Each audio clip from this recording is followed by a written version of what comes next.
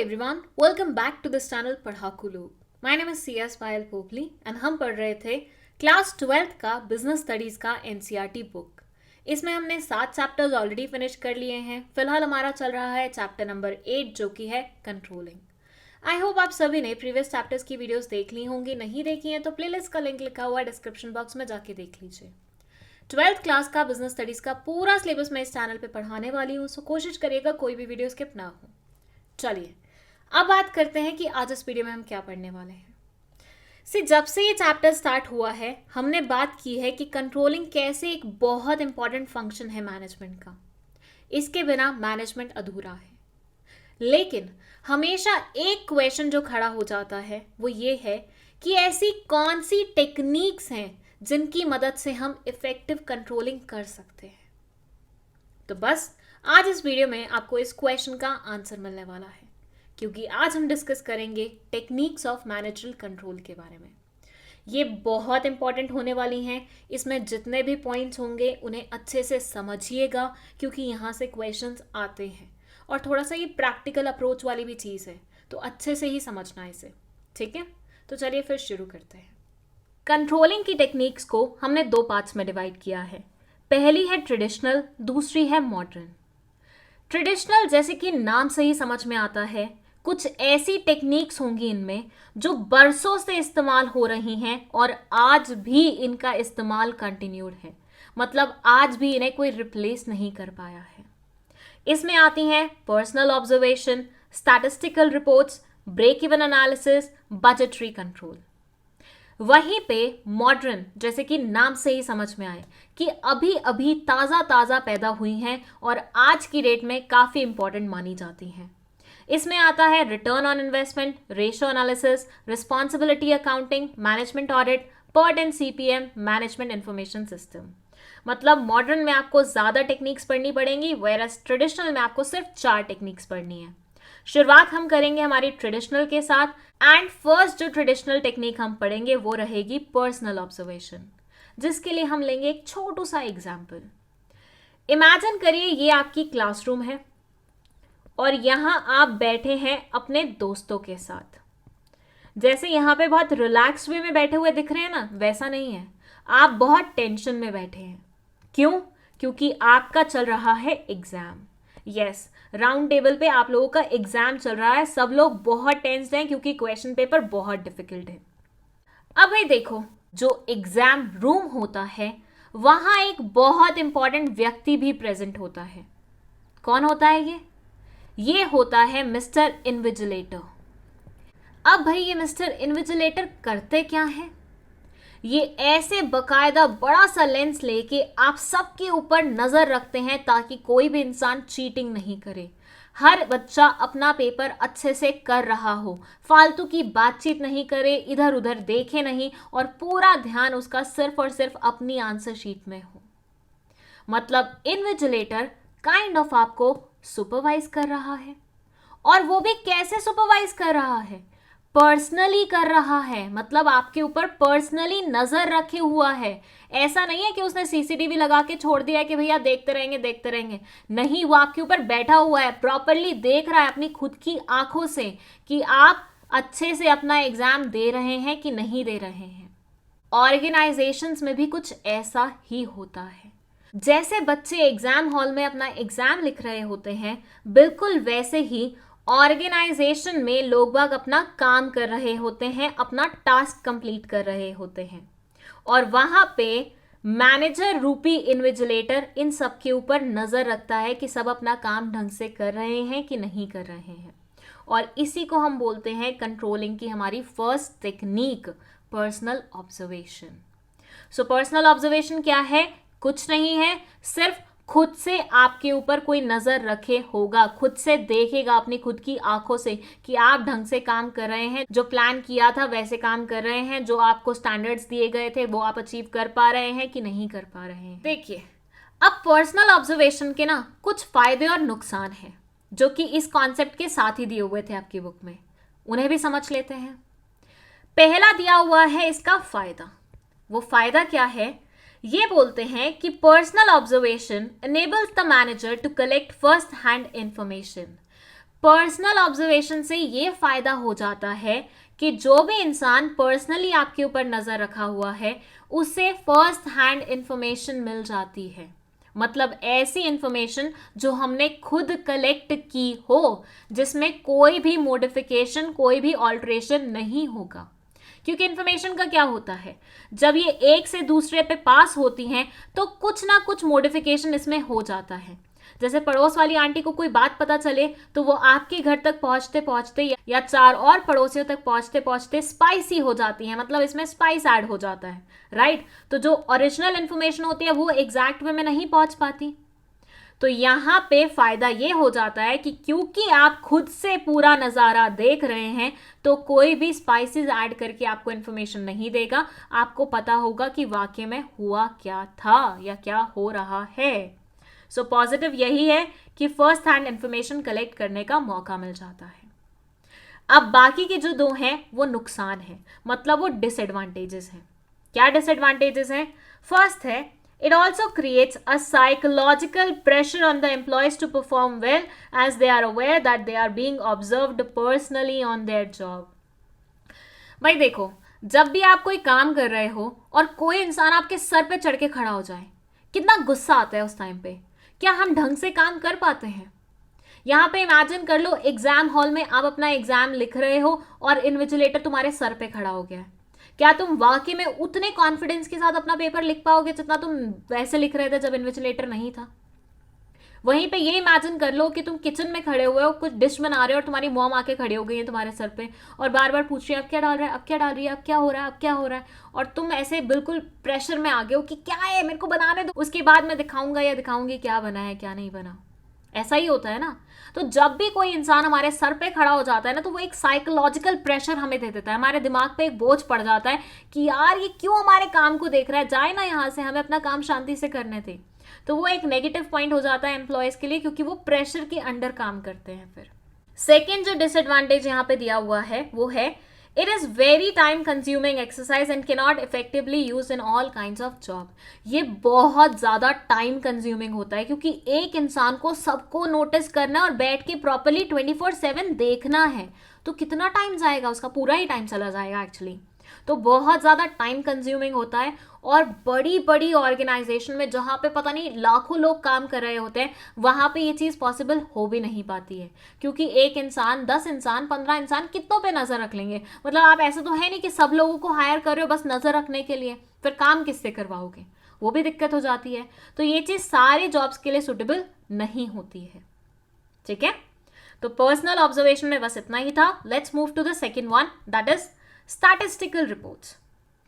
भाई देखो, मैं तुम्हें एक पैराग्राफ में डेटा दे दूं, उस डेटा में मैं लिखूं कि 4 लड़के थे जिनमें से एक की एज थी 29, दूसरे की एज थी 37, तीसरे की एज थी 41, मतलब वो तो आदमी हो गया, और चौथे की एज थी 18।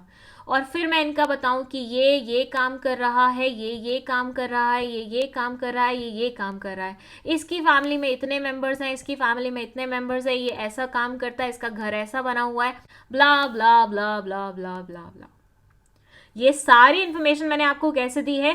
पैराग्राफ में दी है।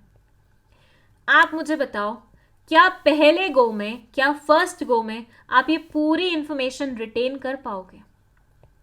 जो आपने पढ़ा है क्या आपको बहुत अच्छे से समझ में आ जाएगा और दिमाग में बैठ जाएगा? सच्ची सच्ची बताना। मतलब भाई सिंपल सी बात है, ना तुम शक्तिमान हो ना तुम कृष हो कि एक गो में पढ़ा और तुम्हें सारा दिमाग में बैठ गया। तुम हो नॉर्मल इंसान। तो ये इन्फॉर्मेशन तुम्हारे दिमाग में बैठाने के लिए 10-15 बार तुम्हें ये इन्फॉर्मेशन पढ़नी पड़ेगी। क्यों? क्योंकि ये इन्फॉर्मेशन कम्बरसम है। इसको जिस तरीके से प्रेजेंट किया गया है वो थोड़ा सा डिफिकल्ट है, वो थोड़ा सा दिमाग में सेटल करवाने के लिए मुश्किल है। बट वहीं पे मैं तुम्हें ग्राफ्स बना के दे दूं कि 29 एज का ये लड़का था, 31 एज का ये लड़का था जिसका घर ऐसा था, वैसा था, ये था, वो था, इसका ये एड्रेस है, इसका मकान इस कलर का है, ऐसा है, वैसा है, वैसा है। या तो मैंने पाई चार्ट बना दिया है, या मैंने तुम्हें ग्राफ बना के दे दिया है, या मैंने तुम्हें कोई भी स्टैटिस्टिकल टूल की मदद से ये पूरी इंफॉर्मेशन रिफ्लेक्ट करके दिखा दी है। बताओ किस में ज़्यादा अच्छे तरीके से समझ में आएगा, किस में तुम अच्छे से रिटेन कर पाओगे पूरे डेटा को? ऑब्वियसली स्टैटिस्टिकल टूल वालों में। यही तो पढ़ते हैं ना हम 11th क्लास की स्टैट्स में, कि स्टैट्स का इस्तेमाल इसलिए किया जाता है ताकि हम कम्बरसम डेटा को अच्छे से ऑर्गेनाइज करके सामने वाले के लिए प्रेजेंटेबल बना सके। तो बस वही तो रोल है हमारे स्टैटिस्टिकल रिपोर्ट्स का। स्टैटिस्टिकल रिपोर्ट्स में ये बोलते हैं कि statistical analysis in the form of averages, percentages, ratios, correlation, etc. present useful information to the managers regarding performance of the organization in various areas. इन सब चीज़ों के थ्रू आप इंपॉर्टेंट इंफॉर्मेशन मैनेजर्स तक पहुंचा सकते हो वेरियस एरियाज की organisation में। Such information, when presented in the form of charts, graphs, tables, etc., enables the managers to read them more easily and allow a comparison to be made with performance in previous period and also with the benchmarks. ये बोलते हैं जब information charts के form में, graphs के form में, tables के form में पहुंचाई जाती है तो वो easy हो जाती है रीड करना, easily कोई भी इंसान उन्हें रीड कर पाता है, और ना सिर्फ रीड कर पाता है बल्कि उसे प्रीवियस परफॉर्मेंस से कंपेयर भी कर पाता है। ऐसे मानिए दो चार्ट्स तुम्हारे सामने हैं, दो ग्राफ्स तुम्हारे सामने हैं, क्या तुम उन्हें देख के कंपेयर नहीं कर पाओगे? ऑब्वियसली कर पाओगे। वहीं पे दो पैराग्राफ्स तुम्हारे सामने होंगे, क्या तुम कंपेयर कर पाओगे अच्छे से? नहीं कर पाओगे उतने अच्छे से। सो कंपैरिजन भी इजी हो जाता है। विद दैट बेंचमार्क से भी आप कंपेयर कर सकते हो। बेंचमार्क्स बोले तो स्टैंडर्ड जो कि हम सेट करते हैं प्लानिंग में, उनसे भी आप इजीली कंपेयर कर सकते हो। तो स्टैटिस्टिकल रिपोर्ट से प्रेजेंटेशन एक बढ़िया हो जाती है डेटा की, as well as comparison easy हो जाता है। तो इसे भी इस्तेमाल किया जाता है कंट्रोलिंग टेक्निक के रूप में। आया समझ? चलिए let's move to the third one. ये है ब्रेक इवन एनालिसिस। अब ये क्या होता है? सबसे पहले तो इस शब्द ब्रेक इवन को समझते हैं। ब्रेक इवन का सिंपल सा एक्सप्लेनेशन है एक ऐसा पॉइंट जहां किसी ऑर्गेनाइजेशन को ना तो प्रॉफिट हो रहा है ना ही लॉस हो रहा है। मतलब एक ऐसा पॉइंट जहां ना तो ये कुछ कमा रहे हैं ना ही कुछ गवा रहे हैं। मैम ऐसे कैसे, ये क्या हुआ? तो बेटा देखो, इसको समझने के लिए ना कुछ शब्दों का मतलब तुम्हें पता होना चाहिए, जिसमें पहला शब्द है रेवेन्यू, दूसरा शब्द है कॉस्ट, तीसरा शब्द है प्रॉफिट और चौथा शब्द है लॉस। आई होप ये सारे वर्ड्स आपने कहीं ना कहीं अकाउंट्स में या इकोनॉमिक्स में पढ़े हैं। नहीं पढ़े तो अच्छे से समझ लीजिएगा, मैं ब्रीफ में एक्सप्लेन कर रही हूं, ठीक है। सबसे पहले बात करते हैं कॉस्ट के बारे में। कॉस्ट बेसिकली वो अमाउंट होता है जो आप स्पेंड करते हैं किसी भी गुड्स की प्रोडक्शन में। अगर मान लीजिए मैं कोई आइटम बना रही हूँ, फर्स्ट मैं कोई पेंसिल बना रही हूँ, ठीक है, मेरा पेंसिल का बिजनेस है, मैं पेंसिल बना रही हूँ, तो पेंसिल को बनाने में जो रॉ मटेरियल लगेंगे, जो लेबर कॉस्ट लगेगी, जो मशीनरी का खर्चा आएगा, वो सब मिला के जो अमाउंट बनेगा वो हमारा कहलाया जाएगा कॉस्ट। तो अगर मान लीजिए पेंसिल बना रही हूँ, रॉ मटेरियल लग गए 2 रुपए के, लेबर कॉस्ट लग गई 6 रुपए की, मशीन लग गई 2 रुपए की, तो टोटल मेरा कॉस्ट कितना आएगा? 10 रुपए। आया इतना समझ? गुड्स की प्रोडक्शन में जो अमाउंट खर्च हो रहा है उसे हम बोलते हैं कॉस्ट। वहीं पे उन गुड्स को बेच के जो पैसे हमारे हाथ में आते हैं उसे हम बोलते हैं रेवेन्यू।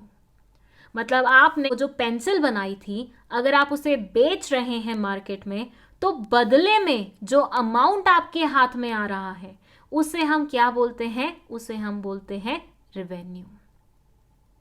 मैम रेवेन्यू और प्रॉफिट दोनों सेम चीजें होती हैं क्या? क्योंकि हमें ऐसी गलत फहमी है कि दोनों सेम होती हैं। तो बेटा ऐसा नहीं है। प्रॉफिट और रेवेन्यू दो अलग अलग शब्द हैं। प्रॉफिट बेसिकली वो मार्जिन होता है जो प्रोड्यूसर कॉस्ट में ऐड करता है ताकि उसे मुनाफा हो सके। फॉर एग्जाम्पल 10 रुपए की पेंसिल बनाई, 2 रुपए अपना प्रॉफिट ऐड किया, 12 में जाके बेच दी, तो यहां 10 क्या होगा? 10 होगा कॉस्ट। 2 रुपए जो आपने ऐड किए थे अपने लिए वो क्या होगा? वो होगा आपका प्रॉफिट, जो कि आपकी जेब में जाएगा। और 12 रुपए यहां पे क्या होगा? ये कहलाया जाएगा आपका रेवेन्यू। तो बेटा रेवेन्यू और प्रॉफिट सेम कैसे आया? रेवेन्यू तो 12 हो रहा है, प्रॉफिट तो 2 हो रहा है। तो एग्जैक्टली वही पॉइंट था मेरा कि रेवेन्यू और प्रॉफिट दोनों सेम कॉन्सेप्ट नहीं होती हैं। रेवेन्यू वो अमाउंट होता है जो गुड्स बेचने पे आपके हाथ में आता है और उसमें कॉस्ट प्लस प्रॉफिट दोनों एडेड होते हैं। तो मैम फिर लॉस क्या होता है? बेटा लॉस का मतलब होता है कि ये जो 10 रुपए में आपने कोई चीज़ बनाई थी, अगर आप इसे 10 में या 12 रुपए में ना बेच के बल्कि 8 रुपए में बेचें, मतलब 2 रुपए अपनी पॉकेट से एक्स्ट्रा बेयर करें, तो इसे हम बोलते हैं लॉस। क्या मतलब हुआ? कोई चीज़ हमने 10 रुपए में बनाई थी लेकिन हम उसे बेच 8 रुपए में रहे हैं, तो यहाँ पे 2 रुपए हम अपनी जेब से भर रहे हैं, तो ये क्या हुआ? ये हुआ नुकसान। मैम कौन पागल इंसान होता है जो ऐसा नुकसान बेयर करता है? कौन पागल इंसान होता है जो लॉस में बेचती है अपनी चीज़ें? तो बेटा देखो, कभी कभी क्या होता है कि मार्केट में ना कंपटीशन बहुत ज़्यादा बढ़ जाता है और आप उस टाइम पे फोकस करते हैं कस्टमर्स पे। आपको चाहिए होता है कि कस्टमर्स आपके पास रह जाए, किसी और के पास नहीं जाए, तो उसके लिए आप कभी कभी लॉस बेयर कर लेते हैं।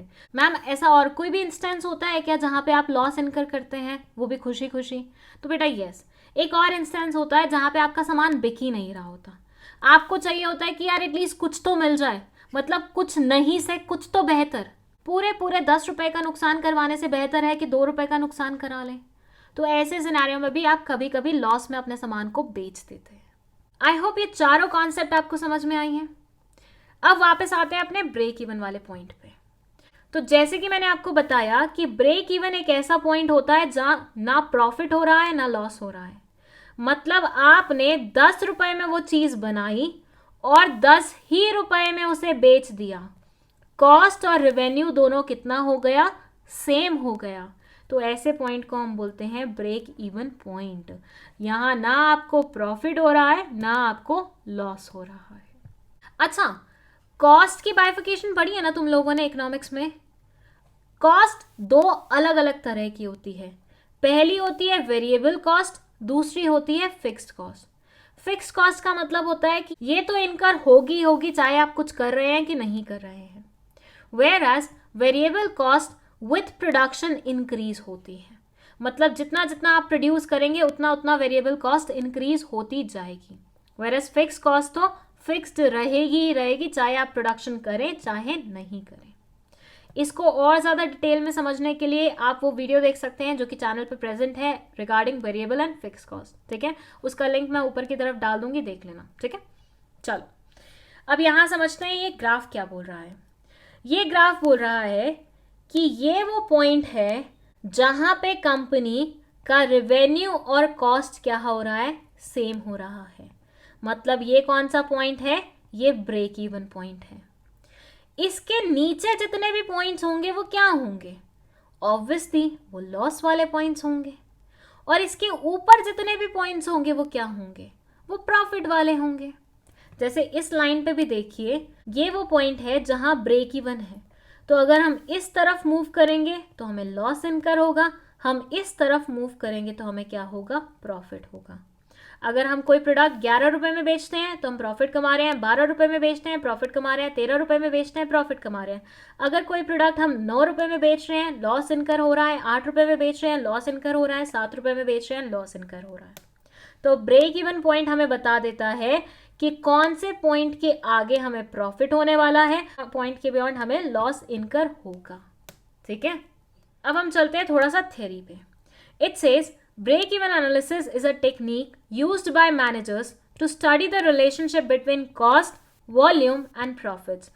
Cost, volume और profit के बीच में जो relationship है उसको study करने के लिए टेक्निक का इस्तेमाल किया जाता है। The sales volume at which there is no profit, no loss is known as break-even point. ऐसा point जो ना profit हो रहा है ना loss हो रहा है उसको हम क्या बोलते हैं? break-even point बोलते हैं। It is a useful technique for managers as it helps in estimating profit at different levels of activities. ये आपको different level of activities पे different profit calculate करके दे देती है, तो ये काफ़ी useful technique है managers के लिए। चलिए इसी के साथ चलते हैं हम हमारी चौथी और आखिरी ट्रेडिशनल टेक्निक पे, दैट इज बजटरी कंट्रोल। अब बजटरी कंट्रोल में एक शब्द है बजट। इसका क्या मतलब होता है? देखिए, हर साल हमारे देश का बजट बनता है, हर महीने हमारे घरों में बजट बनते हैं और हर दिन हम अपना पर्सनल बजट भी बनाते हैं। तो इस शब्द से तो हम हुबहू होंगे ही होंगे। बजट कुछ नहीं होता, एक स्टेटमेंट होती है जो कि फ्यूचर से रिलेट करती है, जिसमें हम वो फिगर्स मेंशन करते हैं जिनकी हमें या तो उम्मीद होती है कि हमें मिलेंगे या हमें उम्मीद होती है हमारे हाथ से जाएंगे। तो बेसिकली इसमें हम एस्टिमेटेड फिगर्स लिखते हैं। एस्टिमेटेड क्यों बोल रहे हैं? क्योंकि ये फिगर्स अभी हमें मिली नहीं है या हमारे हाथ से गई नहीं है, ये फ्यूचर के रिगार्डिंग है। हम ऐसी आंकलना लगा रहे हैं, हम ऐसा अज्यूम कर रहे हैं कि फ्यूचर में हमें यहाँ से इतनी इतनी इनकम मिल सकती है और यहाँ हमारा इतना इतना एक्सपेंडिचर हो सकता है। सो इसलिए जितनी भी फिगर्स बजट में मेंशन होती हैं उन्हें हम एस्टिमेटेड फिगर्स बोलते हैं, और ये हमारी या तो इनकम से रिलेटेड होती हैं या फिर एक्सपेंडिचर से रिलेटेड होती हैं। एक बार बजट बन जाता है तो हमें पता चल जाता है कि हमारा ब्योत क्या होने वाला है। फॉर से मुझे पता है कि मेरे हाथ में 1,000 रुपये ही आने वाले हैं इनकम के नाम पे अगले महीने, तो आई विल मेक श्योर कि मैं अपनी एक्सपेंडिचर्स को भी 1,000 के नीचे नीचे ही रखूं ताकि मुझे किसी से पैसे मांगने नहीं पड़े। तो आपको बजट से थोड़ी सी हेल्प मिल जाती है कि आपको कितने अमाउंट में सरवाइव करना है, आप कहाँ कहाँ कितना कितना खर्चा करना अफोर्ड कर सकते हैं। हर ऑर्गेनाइजेशन और I should say her department अपना खुद का बजट बनाता है। उससे उन्हें पता होता है कि उनका हाथ कितना टाइट चलना चाहिए या कितना खुला चल सकता है। बजटरी कंट्रोल भी एक बहुत अच्छा टेक्निक होता है कंट्रोलिंग के लिए, क्योंकि ऑब्वियसली कंट्रोलिंग में क्या होता है, कुछ स्टैंडर्ड सेट होते हैं जिनसे हम एक्चुअल परफॉर्मेंस को कंपेयर करते हैं और पता लगाते हैं कि हम सही डायरेक्शन में जा रहे हैं कि नहीं। तो बजट से आपको स्टैंडर्ड्स मिल जाते हैं, आपको ऐसे अमाउंट्स, ऐसे फिगर्स मिल जाते हैं जो कि स्टैंडर्ड का काम करते हैं, और फिर आप अपनी एक्चुअल जो एक्सपेंडिचर या इनकम्स को देखते हैं तो आपको पता चलता है कि आप कितने पानी में हैं और आपका बनाया हुआ बजट से आप कितना मेल खा पा रहे हैं। So it says budgetary control is a technique of managerial control in which all operations are planned in advance in the form of budgets. यहाँ पे सारे ऑपरेशन पहले से एडवांस में प्लान किए जाते हैं, वो भी किस रूप में? बजट के रूप में। And actual results are compared with budgetary standards. जो बजटरी स्टैंडर्ड्स आप बनाते हैं, मतलब जो भी बजट आप बनाते हैं, एक्चुअल रिजल्ट्स को आप उनके साथ कंपेयर करते हैं और पता लगाते हैं कि आप कितने पानी में हैं। This comparison reveals the necessary actions to be taken so that organizational objectives are accomplished. अगर मिलता जुलता आया है कंपैरिजन तो ऑब्वियसली आपको कुछ करने की ज़रूरत नहीं है, लेकिन अगर बहुत चेंजेस दिखाई दे रहे हैं देन इन दैट सिनेरियो आपको नेसेसरी एक्शंस लेने पड़ते हैं ताकि आप ओवरऑल ऑर्गेनाइजेशन का जो ऑब्जेक्टिव है उन्हें अचीव कर सकें। बजट बेसिकली क्वांटिटेटिव स्टेटमेंट होती है। अच्छा, मैंने जब बजट बोला था ना तो मैंने क्वांटिटेटिव स्टेटमेंट नहीं बोला था, मैंने सिर्फ स्टेटमेंट बोल दिया था, जबकि ये क्वांटिटेटिव स्टेटमेंट होता है जिसमें फिगर्स मेंशन्ड होती हैं, नंबर्स मेंशन्ड होते हैं। ये एक डेफिनेट पीरियड के लिए बनता है, फॉर से 1 महीने के लिए, 1 साल के लिए, 1 हफ्ते के लिए, for the purpose of obtaining a given objective. इसको बनाने के पीछे हमेशा एक ऑब्जेक्टिव छुपा होता है। अब भाई देखो, इस बजटरी कंट्रोल के ना कुछ एडवांटेजेस भी होते हैं जिनको हम हल्का फुल्का पढ़ेंगे क्योंकि ये कॉन्सेप्ट ना हम पहले भी पढ़ चुके हैं, ठीक है। तो बिल्कुल ब्रीफ में अगर मैं आपको समझाऊं तो ये बोलते हैं, budgeting focuses on specific and time bound targets. जैसे कि मैंने आपको बताया, बजट्स हमेशा टाइम के अकॉर्डिंग बनते हैं, या तो 1 साल के लिए बनेंगे, या 1 महीने के लिए बनेंगे, 1 हफ्ते के लिए बनेंगे, तो मतलब एक टाइम पीरियड से एसोसिएटेड होते हैं। बजट की वजह से आपको मोटिवेशन मिलता है, रीजन बीइंग ये स्टैंडर्ड सेट कर देते हैं, और ऑब्वियसली जब भी स्टैंडर्ड सेट होता है तो हर इंसान को पता होता है उनसे क्या एक्सपेक्टेड है, क्या करना चाहिए उन्हें उन स्टैंडर्ड्स को मीट करने के लिए। इससे ऑप्टिमम यूटिलाइजेशन भी हो जाती है, मतलब रिसोर्सेज का वेस्टेज नहीं होता कि भैया खुला पैसा आया तो खुले में तुमने खर्चा कर दिया, नहीं, पहले से तुमने तैयारी करके रखी है कि कौन सी चीज़ पे कितना एक्सपेंडिचर करना है, कितना कर सकते हैं मैक्स टू मैक्स, तो उससे थोड़ा सा ऑर्गेनाइजेशन की जो रिसोर्सेज हैं वो भी ऑप्टिमली इस्तेमाल हो जाते हैं।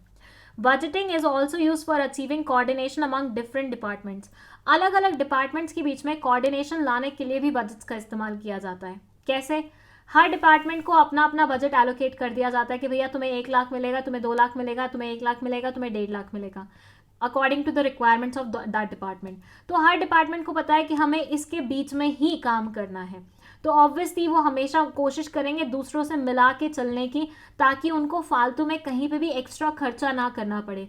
अगर खुंदस पालेंगे किसी और डिपार्टमेंट के साथ तो ऑब्वियसली हो सकता है इनका कहीं पे एक्स्ट्रा खर्चा हो जाए, कहीं नुकसान हो जाए, वो डिपार्टमेंट वाले इनका कुछ कलेश करके कुछ वो कर दें। तो ऐसा नहीं रहता। यहाँ पे सबको पता है कि सबको एक बजट मिला हुआ है, सबको एक फिक्स्ड अमाउंट मिला हुआ है, तो उनको उसके अंदर ही सर्वाइव करना है। As a result of which वो दूसरे डिपार्टमेंट्स के साथ मिलजुल के चलते हैं, कभी कभी एक दूसरे की मदद भी कर देते हैं, कभी कभी मदद मांग भी लेते हैं। तो इस तरीके से उनके बीच में कोऑर्डिनेशन क्या होता है, इंप्रूव होता है। It facilitates management by exception by stressing on those operation which deviate from budgeted standards in a significant way. Management by exception मैंने आपको प्रीवियस वीडियो में ही समझाया है, नहीं देखिए प्रीवियस वीडियो जाके देख लो, बहुत इंपॉर्टेंट कॉन्सेप्ट है, तुम्हें पता होना चाहिए। तो ये बोलते हैं मैनेजमेंट बाय एक्सेप्शन को भी फैसिलिटेट करता है बजट। आज सबको पता होता है कि अगर बहुत भारी भरकम डेविएशन आई है तो ऑब्वियसली तुम्हें कोई ना कोई एक्शन लेना बनता है उस पर्टिकुलर चीज़ पे। चलो, ये हो गए हमारे ट्रेडिशनल टेक्निक्स, और अब हम चलते हैं हमारे मॉडर्न टेक्निक्स में, जिसमें फर्स्ट टेक्निक है हमारा रिटर्न ऑन इन्वेस्टमेंट। इसका क्या मतलब होता है? देखिए, फर्स्ट ये टर्म इन्वेस्टमेंट को समझिए। इन्वेस्टमेंट का मतलब होता है अपने पैसे कहीं ऐसी जगह लगाना जहां से आपको रिटर्न्स मिले, कहीं पे ऐसी जगह डालना अपने पैसों को जहां से आपको बदले में कुछ ना कुछ मुनाफा मिले। फॉर एग्जाम्पल, अगर कोई चीज़ है जिसमें मैं अपने 10 रुपए लगा रही हूँ इन्वेस्टमेंट समझ के, तो मैं चाहूँगी कि वापसी में मुझे या तो 15 रुपए मिले, या 12 रुपए मिले, या 20 रुपए मिले, मतलब 10 रुपए से तो ज़्यादा ही मिले। ये मेरी कहलाई जाएगी रिटर्न ऑन इन्वेस्टमेंट। मतलब बेसिकली वापसी में मुझे कुछ ना कुछ एक्स्ट्रा बेनिफिट ज़रूर मिला है अपने इन्वेस्टेड पैसों पे।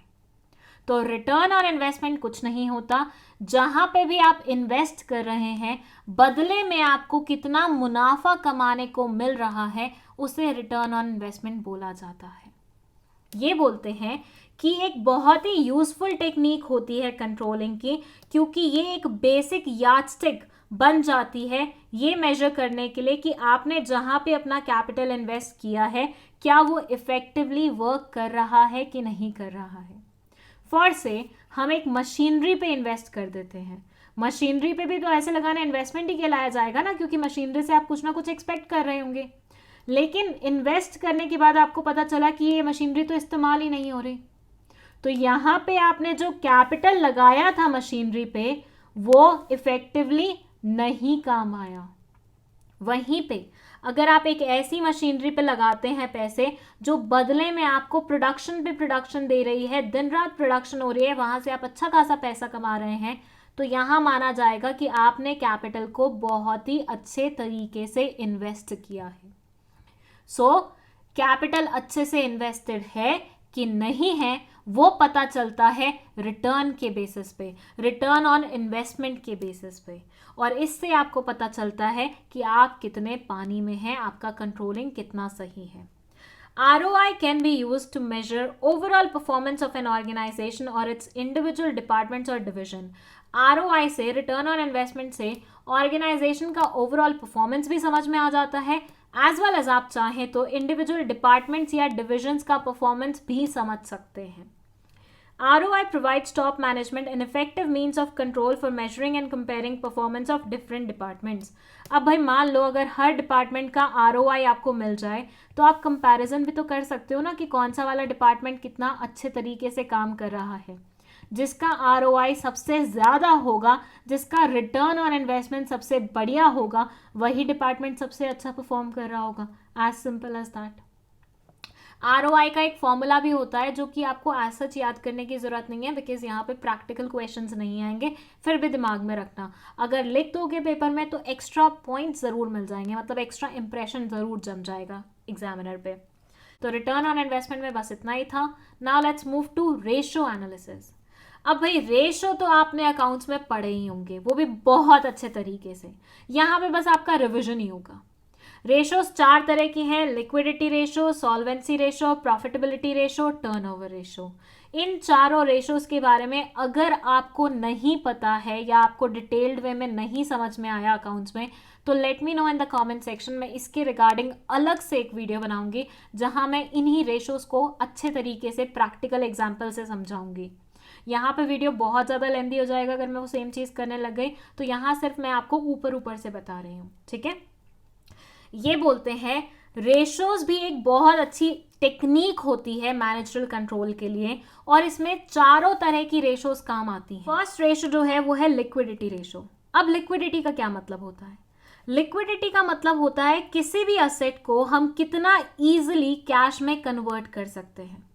फॉर एग्जाम्पल कैश है, अब कैश ऑलरेडी कैश में है तो उसको तो कैश में कन्वर्ट करने की कोई वो ही नहीं है, तो ये क्या माना जाएगा? हाईली लिक्विड माना जाएगा। बैंक अकाउंट में आपके पैसे पड़े हुए हैं, कैश में कैसे कन्वर्ट होंगे? बस बैंक में जाना है, निकालना है, विड्रॉ करना है, हो जाएंगे, तो वो भी हाईली लिक्विड माना जाता है। लेकिन वहीं पे अगर आपके पास एक घर है या बिल्डिंग है, इसको आपको कैश में कन्वर्ट करना है, इसको कन्वर्ट करने के लिए आपको ग्राहक ढूंढने पड़ेंगे, अच्छे ग्राहक के साथ डील करनी पड़ेगी, रजिस्ट्री होगी, फिर वो पैसे ट्रांसफर करेगा, तो बहुत ज़्यादा समय लग जाएगा घर को कैश में कन्वर्ट होने में, तो ये लेस लिक्विड माना जाता है। तो किसी भी चीज़ को कितना इजीली हम कैश में कन्वर्ट कर पाते हैं वो उतना हाईली लिक्विड माना जाएगा, और किसी चीज़ को हम कितनी मुश्किल से कैश में कन्वर्ट कर पा रहे हैं उसे उतना ही लेस लिक्विड माना जाएगा। सो ये बेसिकली आपकी ऑर्गेनाइजेशन की शॉर्ट टर्म सॉल्वेंसी को बताते हैं। छोटे ड्यूरेशन में, शॉर्ट टर्म में, मतलब विद इन 1 ईयर में क्या आपकी ऑर्गेनाइजेशन सॉल्वेंट रहेगी, मतलब क्या ये अपने ऑर्गेनाइजेशन के जो भी डेट्स वगैरह होंगे, जो भी छोटे मोटे एक्सपेंडिचर्स होंगे उनको पे ऑफ कर पाएगी, जो स्टेक होल्डर्स को पेमेंट देनी है उनको पे कर पाएगी, क्या उतने लिक्विड फंड्स उसके पास हैं, वो चीज़ दर्शाती है क्या? Liquidity ratio. वहीं पे solvency ratio long term solvency दर्शाती है, मतलब जैसे लिक्विडिटी आपकी शॉर्ट टर्म 1 ईयर या उससे लेसर टाइम वाली पीरियड की सॉल्वेंसी दर्शा रही थी ना, जो सॉल्वेंसी रेशो होती है वो आपकी लॉन्ग टर्म सॉल्वेंसी दर्शाती है कि क्या आपकी ऑर्गेनाइजेशन की एबिलिटी है बड़ी बड़ी लॉन्ग टर्म की इनडेप्टनेस को पे ऑफ करने की के नहीं है। प्रॉफिटेबिलिटी, जैसे कि नाम से समझ में आ रहा है, ये एनालाइज करती है आपकी प्रॉफिटेबिलिटी पोजीशन की, ऑर्गेनाइजेशन की कितनी क्षमता बनती है प्रॉफिट अर्न करने की। Such ratios involve analysis of profits in relation to sales और फंड्स और कैपिटल एम्प्लॉयड। यहाँ पे आपके प्रॉफिट्स का एनालिसिस होता है, मतलब अगर शॉर्ट में सिंपल वे में बोलूँ तो यहाँ पे जितने भी फॉर्मूलाज होंगे ना प्रॉफिटेबिलिटी रेशो में, वो सेल्स प्रॉफिट के रिलेशन से कैलकुलेट होंगे या कैपिटल एम्प्लॉयड और प्रॉफिट के रिलेशन से कैलकुलेट होंगे। तो बेसिकली आपके प्रॉफिटेबिलिटी की पोजीशन को दर्शाने का काम ये रेशोज करती हैं। वहीं पे टर्नओवर की बात करें तो ये बोलते हैं turnover ratios are calculated to determine the efficiency of operations based on effective utilisation of resources. ये बेसिकली बताती है कि आपने ऑर्गेनाइजेशन के रिसोर्सेज को कितना इफेक्टिवली इस्तेमाल किया है। अगर इफेक्टिव यूटिलाइजेशन है तो टर्नओवर हायर रहेगा, अगर इफेक्टिव यूटिलाइजेशन नहीं है टर्नओवर लो रहेगा, ठीक है। तो ये चारों रेशोज मैंने आपको आई नो बहुत ऊपर ऊपर से बताई हैं, रीजन बीइंग कि ये बहुत डिटेल वाली चीज़ है जो कि मैं एक्सपेक्ट करती हूँ आप अकाउंट्स में पढ़ चुके हैं, बट फिर भी नहीं पढ़ा है, let me know in the comment section, मैं इस पर एक डिटेल्ड वीडियो बना दूंगी, ठीक है। चलिए, रेशो एनालिसिस में लिक्विडिटी में कौन कौन सी रेशोज आती हैं? करंट रेशो आ जाती है, क्विक रेशो आ जाती है, इनके फॉर्मूलाज आपने अकाउंट्स में पढ़े होंगे। सॉल्वेंसी में डेट इक्विटी रेशो आ जाता है, प्रोप्राइटरी इंटरेस्ट कवरेज रेशो आ जाती है। प्रॉफिटेबिलिटी में ग्रॉस प्रॉफिट रेशो आ जाती है, नेट प्रॉफिट रेशो आ जाती है, रिटर्न ऑन कैपिटल एम्प्लॉयड आ जाती है। जैसे कि मैंने आपको बताया यहाँ पे प्रॉफिट वर्ड मेन होगा, ठीक है, तो कैपिटल एम्प्लॉयड से इसका रिलेशनशिप, सेल्स से इसका रिलेशनशिप, ये सब बताया जाता है। टर्नओवर में inventory turnover ratio, stock turnover ratio, debtors turnover ratio सब आ जाती हैं, ठीक है। ये याद कर लोगे तो एडिशनल पॉइंट्स मिल जाएंगे आंसर में, नहीं याद करोगे तो फिर एडिशनल इंप्रेशन नहीं झाड़ पाओगे, सिंपल सी बात है, ठीक है। चलो, नेक्स्ट है रिस्पॉन्सिबिलिटी अकाउंटिंग। ये क्या होता है? देखो, इसके लिए क्या करते हैं ना, ऑर्गेनाइजेशन को कुछ टुकड़ों में बांट देते हैं, कुछ सेंटर्स में बांट देते हैं, जिन्हें हम नाम देते हैं कॉस्ट सेंटर का, रेवेन्यू सेंटर का, प्रॉफिट सेंटर का और इन्वेस्टमेंट सेंटर का। जैसे कि नाम से ही समझ में आ रहा होगा आपको, कॉस्ट सेंटर पूरा का पूरा अपना फोकस कॉस्ट पे रखेगी, उसको और किसी चीज से कोई लेना देना नहीं होगा, पूरा का पूरा फोकस सिर्फ और सिर्फ कॉस्ट पे रहेगा। वही रेवेन्यू सेंटर पूरा का पूरा अपना फोकस रेवेन्यू पे रखेगी, प्रॉफिट वाले अपना फोकस प्रॉफिट पे रखेंगे और इन्वेस्टमेंट वाले अपना पूरा फोकस इन्वेस्टमेंट पे रखेंगे। तो ऑर्गेनाइजेशन के 4 अलग अलग डिपार्टमेंट्स मतलब सेंटर्स बना दिए जाते हैं, जिनको हम cost centre, revenue centre, profit centre, investment centre का नाम दे देते हैं। जो सेंटर का जो नाम है उनका मेन फोकस सिर्फ उसी टास्क पे होगा, उन्हें दीन दुनिया से कुछ लेना देना नहीं होगा। फर्स्ट एक कॉस्ट सेंटर है, उनको नहीं फर्क पड़ रहा बाकी के सेंटर्स क्या काम कर रहे हैं, बाकी की दुनिया में क्या चल रहा है, नहीं, उनको सिर्फ और सिर्फ कॉस्ट पे फोकस करना है, बस इतना सा रहता है। It says a cost or expense center is a segment of an organization in which managers are held responsible for the cost incurred in the center but not for the revenues. जितनी भी cost आपने इनकर की है उसके लिए managers को responsible ठहराया जाएगा, वो जवाबदेही होंगे, उनको जवाब देना पड़ेगा इस चीज़ के रिगार्डिंग, और रेवेन्यूज़ के रिगार्डिंग उनको कुछ भी बोलने की कोई आवश्यकता नहीं है। जैसे कि मैंने आपको पहले भी बताया कि यहाँ पे इनका मेन फोकस सिर्फ एक पर्टिकुलर चीज़ पे होगा, जैसे कि नाम है कॉस्ट, तो कॉस्ट पे रहेगा, रेवेन्यू का कोई भी जवाबदेही नहीं होगा। For example, in a manufacturing organization, production department is classified as a cost center. Manufacturing organisation में जो प्रोडक्शन डिपार्टमेंट होता है ना, उसे कॉस्ट सेंटर बुलाया जाता है, उसको कॉस्ट सेंटर माना जाता है बेसिकली। तो उनका मेन फोकस होता है कॉस्ट को कैसे कंट्रोल किया जाए, कॉस्ट को कैसे हम कम से कम कर सकते हैं, कॉस्ट कहाँ कहाँ से आ रही है, कहाँ कहाँ मेजरली स्पेंड कर रहे हैं, वो सब चीज़ें, ठीक है। वहीं रेवेन्यू सेंटर की बात करें तो it says a revenue centre is a segment of an organisation which is primarily responsible for generating revenues.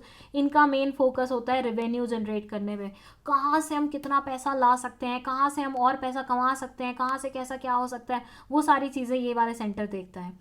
Marketing department जो होता है ऑर्गेनाइजेशन में वो यूजुअली रेवेन्यू सेंटर माना जाता है।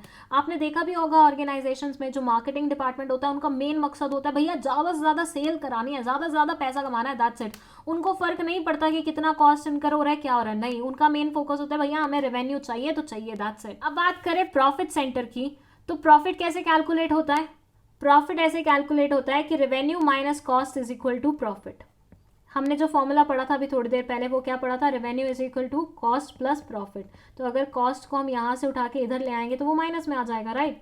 तो सेम फॉर्मूला है, बस थोड़ा सा इधर उधर हो गया है। तो revenue minus cost is equal to profit. तो अगर किसी भी इंसान को प्रॉफिट पे फोकस करना है तो उसे रेवेन्यू और कॉस्ट दोनों पे फोकस करना पड़ेगा। तो ये वाला सेंटर रेवेन्यू और कॉस्ट दोनों पे फोकस करता है, दोनों को कैसे ऐसे मैनेज किया जाए कि मैक्सिमम प्रॉफिट जनरेट हो, ये मेक श्योर करता है ये वाला सेंटर। इसमें एग्जाम्पल आ जाता है डिपार्टमेंट्स का, repair and maintenance department. Last है हमारा investment centre.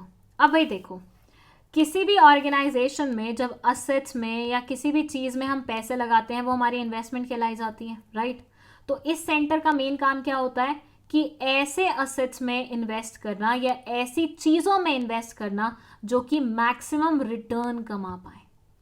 Maximum return on investment जहाँ से भी आएगी उन पर्टिकुलर चीज़ों में आपको इन्वेस्ट करना है।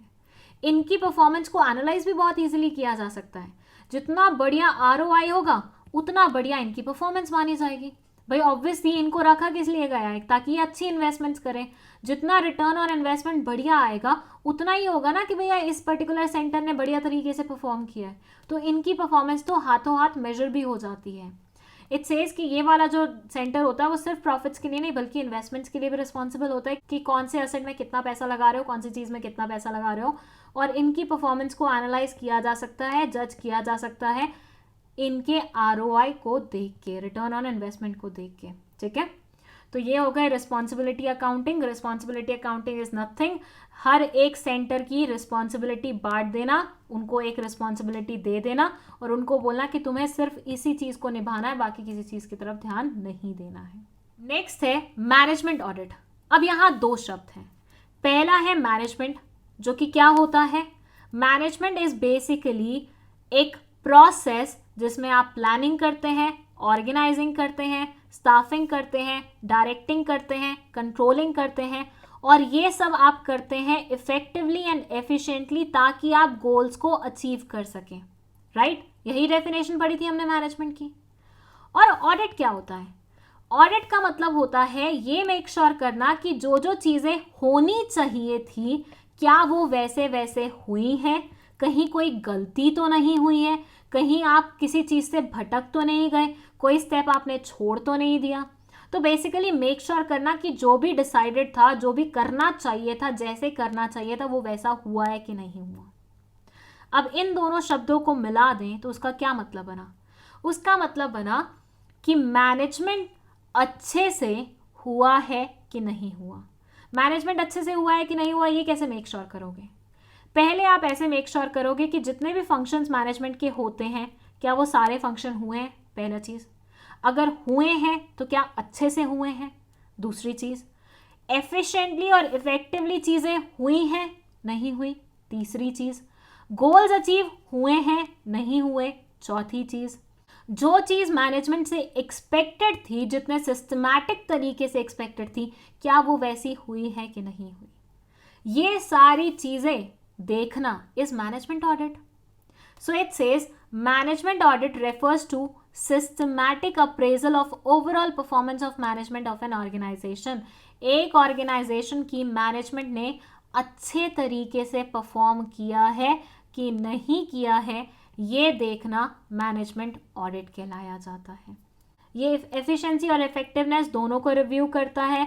ये डेफिशिएंसीज पता लगाता है परफॉर्मेंस में कहाँ कहाँ आई है, कहाँ कहाँ किस किस से कौन कौन सी गलती हुई है, कहाँ कहाँ कोई डेफिशिएंसी छूटी है, मैनेजमेंट फंक्शंस अच्छे से हुए हैं कि नहीं हुए वो पता लगाता है. इवैल्यूएट करता है फंक्शनिंग, परफॉर्मेंस, इफेक्टिवनेस, सब कुछ. ये बोलते हैं कि मैनेजमेंट ऑडिट की रिगार्डिंग एक नेगेटिव चीज़ है कि कभी कभी इसको करने में ना थोड़ी सी प्रॉब्लम आ सकती है क्योंकि कोई स्टैंडर्ड टेक्निक नहीं है अवेलेबल. जैसे अकाउंटिंग ऑडिट में होती है ना, वैसे यहाँ पे कोई स्टैंडर्ड टेक्निक नहीं है और लॉ द्वारा भी ये कंपल्सरी नहीं है. आपको करवाना है तो आप करवाओ, नहीं करवाना तो मत करवाओ. दूसरी वाली ऑडिट कैसे होती है कि वो तो आपको करवानी पड़ेगी नो मैटर व्हाट, आप चाहते हो या नहीं चाहते हो, ऑडिटिंग तो आपको करवानी पड़ेगी. यहाँ ऐसा नहीं है. यहाँ आपकी मर्जी है, आपको करवानी है करवाओ, नहीं करवानी मत करवाओ, कोई दिक्कत नहीं है. ठीक है, चलो यहाँ लिखे हुए हैं मैनेजमेंट ऑडिट के कुछ एडवांटेजेस, जिसको एक बार हल्का हल्का हम पढ़ लेते हैं. फर्स्ट ये बोलते हैं कि मैनेजमेंट ऑडिट से हमें पता लगता है कि प्रेजेंट में या फिर फ्यूचर में कौन कौन सी डेफिशिएंसीज हमें फेस करने को मिल सकती हैं. डेफिशिएंसी का मतलब क्या होता है कि भैया किसी भी चीज़ में कोई कमी पेशी होना. आपने ये एक्सपेक्ट किया था लेकिन मिला ये, तो ये आपको ऑब्वियसली जो सोचा था उससे कम मिला है, तो ये डेफिशिएंसी कहलाई जाएगी. It helps to improve the control system of an organization by continuously monitoring the performance of management. इससे कंट्रोल सिस्टम बढ़िया होता है क्योंकि मैनेजमेंट पे हर दम नज़र रखी जाती है. मैनेजमेंट की परफॉर्मेंस को कंटिन्यूसली मॉनिटर किया जाता है. ऑब्वियसली परफॉर्मेंस को मॉनिटर किया जाएगा तो अच्छी परफॉर्मेंस निकल के आएगी ना.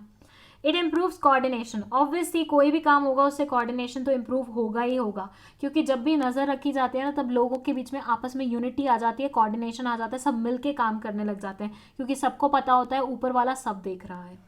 It ensures updating of existing managerial policies and strategies in the light of environmental changes. अगर लगता है कि भैया जो अभी पॉलिसीज़ बनी हुई हैं वो इतनी ज़्यादा कामयाब नहीं प्रूव हो पा रही हैं तो नई पॉलिसीज़ बना दी जाती हैं. ठीक है, तो ये प्रूव करना कि भैया ये कामयाब नहीं है, ये मैनेजमेंट ऑडिट से पता चलता है और ऑब्वियसली इसको देखने के बाद नई पॉलिसीज़ ड्राफ्ट कर दी जाती हैं. ठीक है, चलो नेक्स्ट है PERT एंड CPM. ये वाला कॉन्सेप्ट थोड़ा सा लेंदी है और थोड़ा सा टेक्निकल है और इन दोनों में आपस में डिफरेंसेस भी हैं. तो मैंने डिसाइड किया है कि ये मैं आपको यहाँ पे ना समझा के मेरी नेक्स्ट वीडियो में समझाऊंगी, जिसमें मैं PERT और CPM का डिफरेंस लूँगी, इन दोनों का मतलब एग्जाम्पल की मदद से. तो उसके लिए आपको थोड़ा सा इंतज़ार करना पड़ेगा. ऊपर की तरफ मैं इसका लिंक ऐड कर दूँगी तो आप वो देख सकते हैं, अदरवाइज इसके डिस्क्रिप्शन बॉक्स में भी लिंक एडेड होगा. ठीक है, वहाँ से भी आप देख सकते हैं. ओके, तो अभी फिलहाल के लिए मैं इसे स्किप कर रही हूँ और चल रही हूँ अपनी लास्ट मॉडर्न टेक्निक पे, जो कि है MIS, मैनेजमेंट इंफॉर्मेशन सिस्टम. ये क्या होता है इसको समझने के लिए इमेजिन करो ये हूँ मैं और मुझे एक पर्टिकुलर शॉप से वहाँ की बेस्ट टी-शर्ट खरीदनी है. ठीक है, मुझे पता है उस शॉप में 7 टी-शर्ट्स हैं टोटल और मुझे इन 7 में से बेस्ट खरीदनी है. ठीक है, उसके लिए मुझे क्या करना पड़ेगा? इस शॉप में जाके ये सातों की सातों टी-शर्ट देखनी पड़ेंगी और फिर एनालाइज करना पड़ेगा कि इनमें से बेस्ट कौन सी है. चॉइस मेकिंग करनी पड़ेगी और फिर वो मैं खरीद के घर आ जाऊंगी. बट व्हाट इफ मैं इस शॉप पे गई, मैंने सिर्फ ये 3 टी-शर्ट्स देखी और मैंने इनमें से एक सेलेक्ट कर ली सेइंग ये बेस्ट है और बाकी की 4 देखी ही नहीं, क्या वाकई में जो टी शर्ट मैं खरीद के आई हूं उसे मैं सही मायने में बेस्ट बोल सकती हूं? आंसर होगा नो, क्योंकि भैया मैंने पूरी टी शर्ट्स तो देखी ही नहीं, तो मैं इसे बेस्ट कैसे बुला सकती हूँ? बेस्ट तो मैं किसी भी चीज को तभी बुला सकती हूँ ना जब मैंने सारी चीजें देख ली हो, एनालाइज कर लिया हो कि इनमें यही सबसे बेहतरीन है। ऑर्गेनाइजेशंस में डिसीजन मेकिंग के साथ भी कुछ ऐसा ही होता है। जब भी किसी मैनेजर को कुछ डिसाइड करना होता है, कुछ डिसीजन मेकिंग करनी होती है, उसके लिए बहुत ज़्यादा ज़रूरी होता है कि उसके पास पूरी अपडेटेड नॉलेज हो, सारी इंफॉर्मेशन हो, तभी वो बेस्ट वाली जो चीज़ होगा उसे सेलेक्ट कर पाएगा, डिसाइड कर पाएगा कि उसे किस चीज़ के साथ आगे बढ़ना है। तो ये कहा जा सकता है कि मैनेजर्स के लिए या डिसीजन मेकिंग के लिए इंफॉर्मेशन बहुत क्रूशियल रोल प्ले करती है। अगर आपके पास सही जानकारी या पूरी जानकारी नहीं है तो आप अच्छा डिसीजन नहीं ले सकते, राइट? मैनेजमेंट इंफॉर्मेशन सिस्टम यही मेक श्योर करता है कि आपके पास प्रॉपर इंफॉर्मेशन टाइमली तरीके से अपडेटेड वे में हो।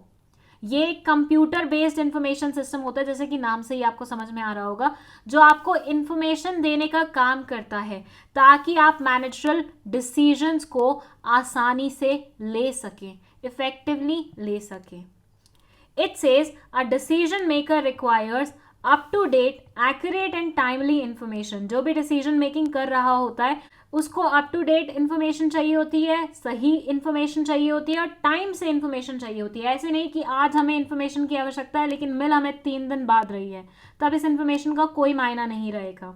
तो MIS बोले तो मैनेजमेंट इंफॉर्मेशन सिस्टम यही मेक श्योर करता है कि ये इंफॉर्मेशन टाइमली पहुंच जाए मैनेजर्स तक। ये बहुत इंपॉर्टेंट कम्युनिकेशन टूल होता है मैनेजर्स के लिए और इसको अच्छे से कंट्रोल टेक्निक के रूप में भी इस्तेमाल किया जाता है ताकि टाइमली तरीके से इंफॉर्मेशन पास ऑन हो जाए, टाइमली तरीके से सारे करेक्टिव एक्शन लिए जा सके और जो भी ऑर्गेनाइजेशन का गोल है उस तक हम पहुंच सकें। अब इस सिस्टम के होते हैं कुछ एडवांटेजेस जो कि यहाँ मेंशन है। फर्स्ट ये बोलते हैं it facilitates collection, management and dissemination of information. इससे इंफॉर्मेशन आप कलेक्ट कर सकते हो, इंफॉर्मेशन को मैनेज कर सकते हो और अलग अलग एरिया तक जिसको भी रिक्वायर्ड होगी स्प्रेड कर सकते हो। देखो वैसे तो MIS बहुत ही प्रैक्टिकल चीज़ है समझने के लिए, मतलब ये एक सॉफ्टवेयर के रूप में होता है जो कि ऑर्गेनाइजेशंस में इस्तेमाल होता है, वो आपको प्रैक्टिकली भी देखना चाहिए। तो अगर आपको बहुत ज़्यादा इंटरेस्ट आ रहा है तो यूट्यूब पे ही MIS की कुछ वीडियोस देख लीजिएगा, आपको थोड़ा और ज़्यादा आइडिया मिल जाएगा जिससे आपको थियरी में भी उसके बारे में लिखने में मदद मिलेगी, ठीक है।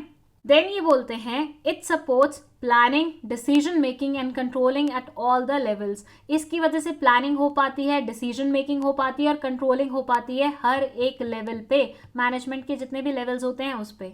It improves the quality of information. इससे इन्फॉर्मेशन की क्वालिटी भी बढ़ जाती है क्योंकि टाइमली तरीके से मिल गई, सही इन्फॉर्मेशन मिल गई, मैनेजमेंट को सही टाइम पे इस्तेमाल भी हो गई and stuff like that. It ensures cost effectiveness. Cost भी ज़्यादा इनकर नहीं होती है, यहाँ पे कॉस्ट में भी इफेक्टिवनेस आती है। It reduces information overload on the manager as only relevant information is provided to them.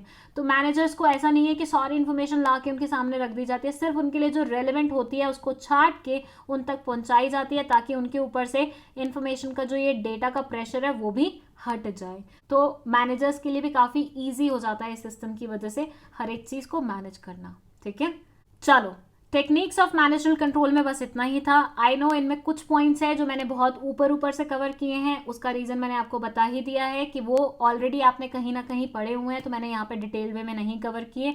But फिर भी अगर आप लोगों की रिक्वेस्ट होगी कमेंट सेक्शन में तो मैं अलग से उनके लिए वीडियोस बना दूंगी। पर्ट और CPM की वीडियो जस्ट नेक्स्ट आने ही वाली है। फिर भी अगर आपको कोई डाउट है या किसी भी पर्टिकुलर टॉपिक के रिगार्डिंग आप चाहते हैं कि हम वीडियोज़ बनाएं तो आप वो मैंशन कर सकते हैं कॉमेंट सेक्शन में। वीडियो पसंद आई है तो लाइक का बटन दबा दीजिए, इसे अपने दोस्तों के साथ शेयर कर दीजिए और चैनल को भी सब्सक्राइब करते हुए जाइएगा। अगर आपको 12th क्लास के नोट्स चाहिए तो उसके लिए आप इंक्वायरी कर सकते हैं व्हाट्सएप वाले नंबर पे जो कि डिस्क्रिप्शन बॉक्स में मेंशन्ड है। नोट्स पेड रहने वाले हैं and that's it. Thank you so much for watching this video.